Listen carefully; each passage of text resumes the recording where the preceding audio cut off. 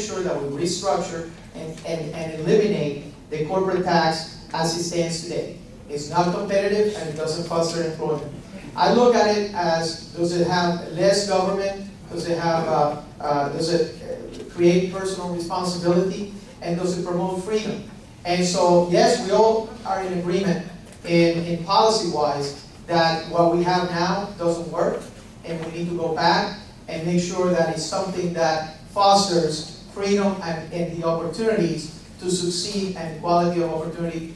That's not happening right now. My promise to you is, look at my record, look at my leadership, and that's what I have to offer you. You can all say the same thing here. But look at my leadership and what I have been able to accomplish as representing the majority of this district, either in the State House or here at the local government. Thank you.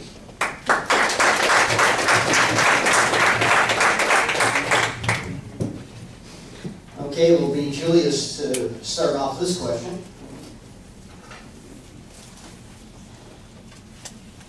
Question has to do with the Tea Party. Question? Do you support the Tea Party movement? What do you think about the Tea Party movement? And have you attended any Tea Party events?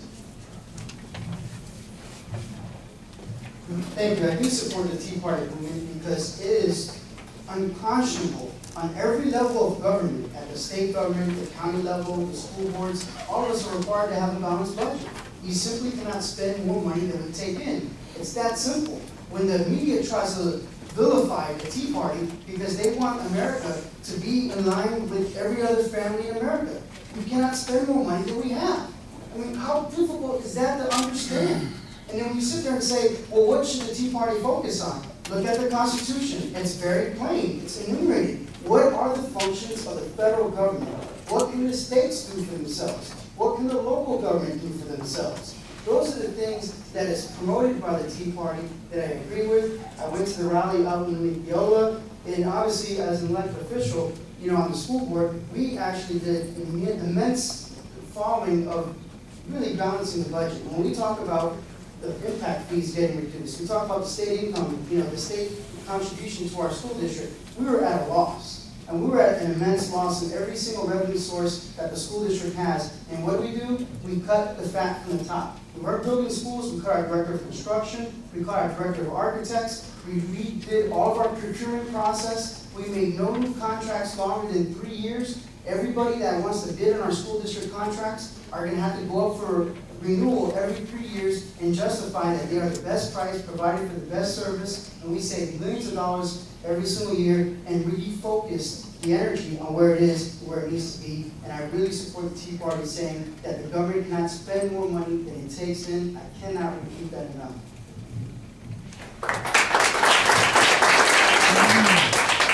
I think all of us would here support the Tea Party. I support the Tea Party. I mean, we've been taxing up already, you know, the TEA.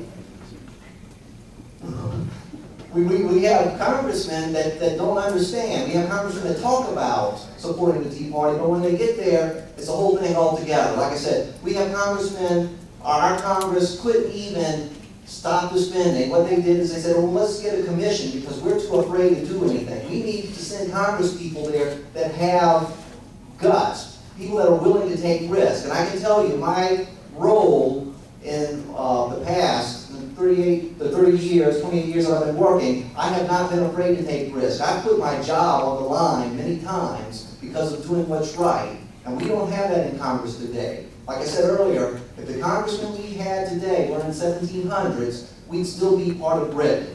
We need people that will fight and people who are not afraid to do what's right. And I think that's what the Tea Party wants. It's not politicians. They want somebody who's real. Like, I've been real, I've had a day job, I've been to a few Tea Party events, but it's kind of hard when you have a day job and your day job takes you to Europe and Asia. So, you know, that's who I am. I have the skills, and Todd talks a lot about Herman Cain supporting his campaign. Herman Cain supports my campaign as well. Sometimes Herman Cain might quite make the decision of who he likes the best, but we're both supported by Herman Cain.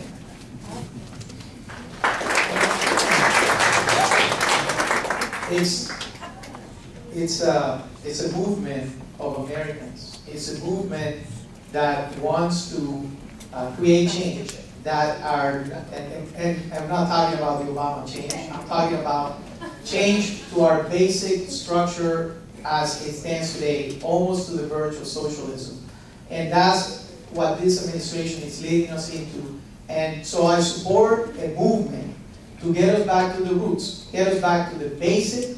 I'm sure John Adams was a Tea Partier in his time, and the movement started that early in our Constitution, and that's how it has developed. And so to me, when it comes to challenging the status quo, I certainly, I'll be there for you. We eliminated our impact fees, so we're actually the only county here in Central Florida that has done so. And as a result, what we have seen is we have seen commercial permits triple in the last year. Can it get better? Of course. But we're doing innovative things to try and change government at its roots. And so, in my opinion, the movement of the Tea Party is positive in America, and it's certainly positive for the elected officials to listen to the positions that the movement tells us. Thank you.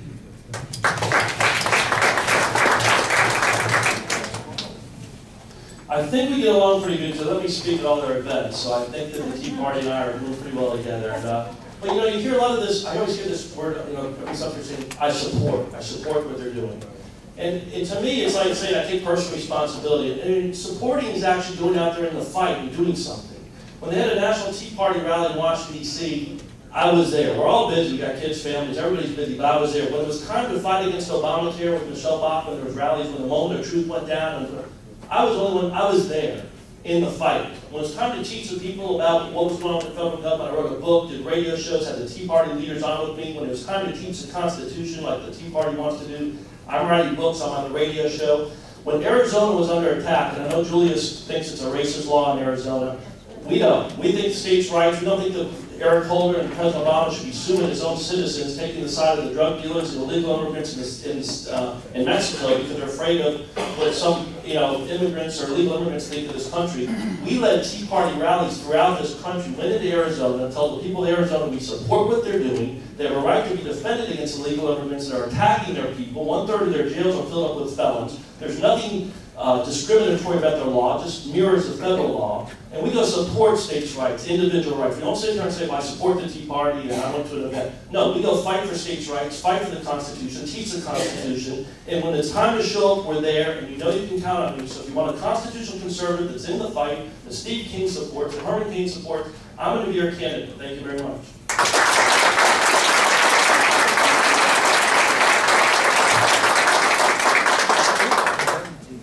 Okay, Julius is going to lead off this one. This involves the United Nations. A number of people here are interested in what your position is about the United Nations and about the United States participation in the United Nations. And if you have one, position on several recent UN treaties that have been in the news, such as the Small Arms Treaty and the Lost Law of the Sea Treaty. Thank you, Jim. Well, I'm going to listen to the rule here. It says no personal attacks. So I'll keep it clean. The UN, to me, is just simply a forum for us to get together. It shouldn't be a funding mechanism. It shouldn't be a mechanism for which to obligate the United States to participate in the rules of the sovereignty of other nations. And I've seen it personally. I lived in Germany. I was there when Ronald Reagan showed his leadership and teared down the Berlin Wall, and I've seen the effect of the East and West Germans coming together. But part of it was them taking responsibility for their own actions. It wasn't another country forcing or dictating to them how they're going to live their lives. And I still believe in the idea of a UN just being a body to allow different countries or different nations to kind of get together at the negotiating table so they can kind of talk and within themselves create some kind of resolution. I'm not for the UN for these different proposals trying to force us to sit there and say, we're going to set up the new environmental laws. Everyone's got to do it, or you're not going to participate in the benefits of the UN. To me, that's a pseudo-national, international government, and that is not the purpose. That is how we lose our freedoms and rights as Americans when we allow bodies to be able to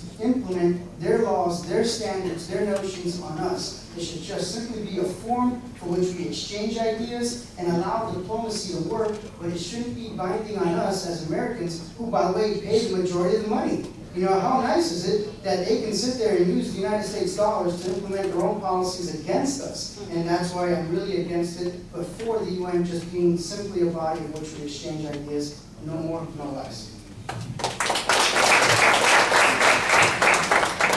I kind of disagree with Julius a little bit on that. I have no room for the UN at all. The UN is just a place for America's enemies to talk about America and talk about the law. We should stop all coming to the UN. The UN has no purpose. I spent a lot of time in Europe, and when I was in Europe, I would see, you know, they created the European Union, and I would talk to the people there in Europe. I said, how can you give up your sovereignty? How can you give up your lawmaking and to another body? And they had no power with it, and now Europe is falling because of a simple government. Us giving the UN any kind of power is bad. When we talk about the Small Arms Treaty, I'm a very strong Second Amendment person. I'm so strong Second Amendment person, I have problems with even the rule of registering guns, because the Second Amendment was made so that we can protect ourselves from our government. And one of my favorite movies, Red Dawn, the first thing they come in and do is they find out who's got the registered guns, they come take it from them. The UN has no purpose in the United States. It does not serve the United States whatsoever. We should completely defund it and get out of the United Nations and let them go someplace else out of New York City to meet.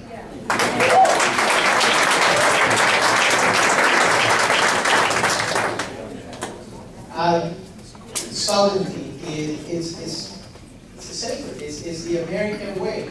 And when we talk about treaties and we talk about gun control, I've been endorsed by the NRA, a strong Second Amendment proponent.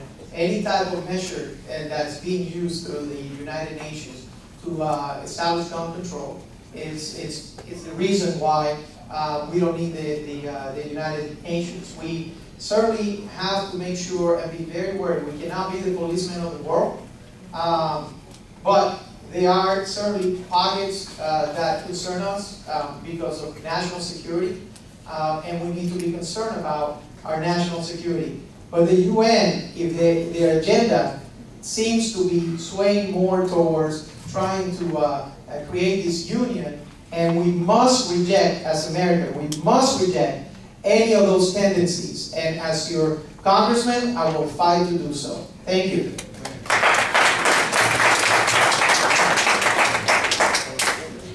Yeah, there was one of the things, this law of the sea that Jim referred to too, is a way that they're going to go to try to get your guns registered, and the NRA let everybody know about that. That's one of the things in there, because a lot of stuff we don't know about. And, you know, I'm a Second Amendment supporter, member of the NRA, and that's something to be very concerned about. But I'll start from the very beginning. You know, when our founders started this country, it was God is great, Christianity is great. George Washington said religion and morality based on the teachings of the Bible are indispensable supports of this self-government we're giving you. It's part of the whole thing. Freedom is great. Family is great. Business is good. And Obama and these people are taking you to government is great. You know, business, family, whatever, Christianity, bad, who needs God, and they're trying to flip the whole thing on you.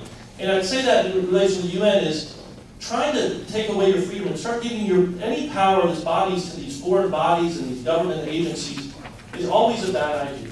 And, you know, it starts off with this good intention, but you take away the UN, which we need to do. We can still be friends with our friends. We can still have treaties. Now, there's nothing that this UN does for us that serves any purpose anymore. And we just got to cut it out. And I think we got to be a lot more aggressive. And once again, you see a lot of the Republican establishments. You don't hear them being aggressive on these things. Oh, well, yeah, maybe it's not so bad, but we go along with it. They didn't do anything in 2001 and 2006. That's why you need a whole new, a party needs a reformation to get back to its roots.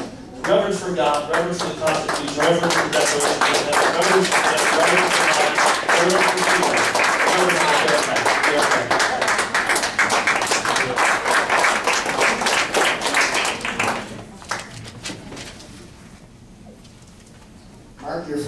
this one. There are some people who say that we have an entitlement mentality in this country. How would you propose that we change that kind of entitlement mentality?